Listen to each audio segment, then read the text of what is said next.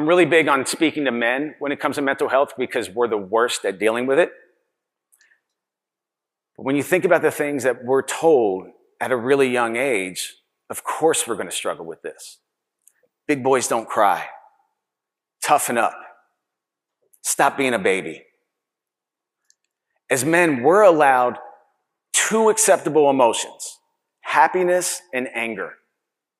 The fact that anger is an acceptable emotion is insane. But we're not allowed to be sad.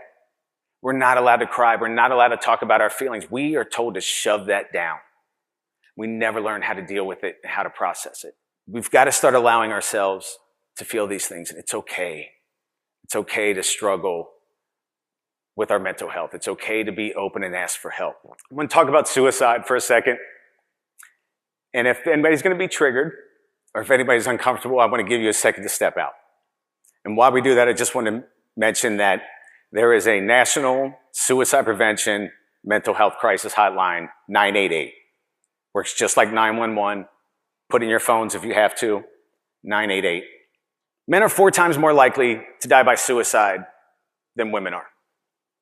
And again, it goes back to these stigmas that we have as men. Men use firearms to die by suicide at an alarming rate.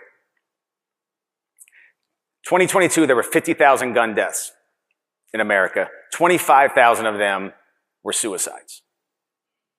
I don't keep a gun in the house.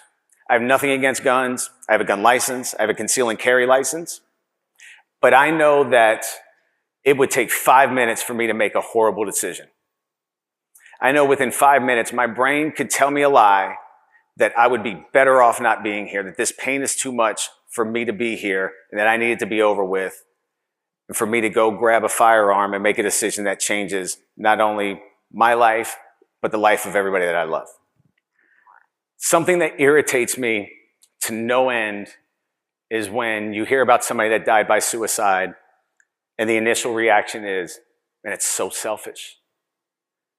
Guy made a really selfish decision.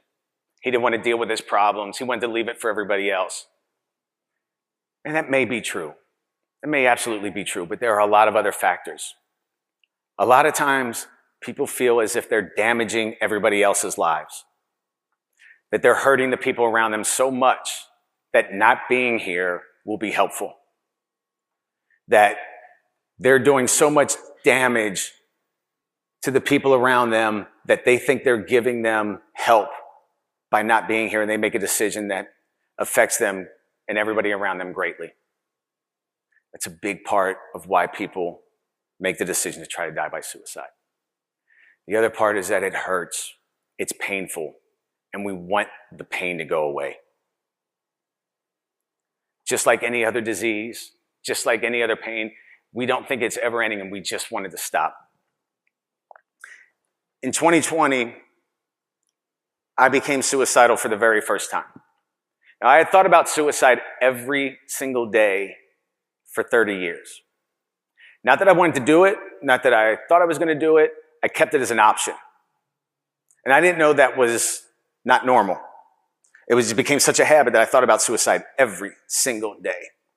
But in 2020, I started to normalize it so much that I knew how I was going to do it. I knew where I was going to do it. I knew I was going to do it in a way that nobody I loved was going to find me because I didn't want them to have to deal with that trauma. One of the hardest things that I ever had to do in my life was to go to my wife, the person I love the most, and say, life is too hard for me. I don't want to be here. Life is this hard.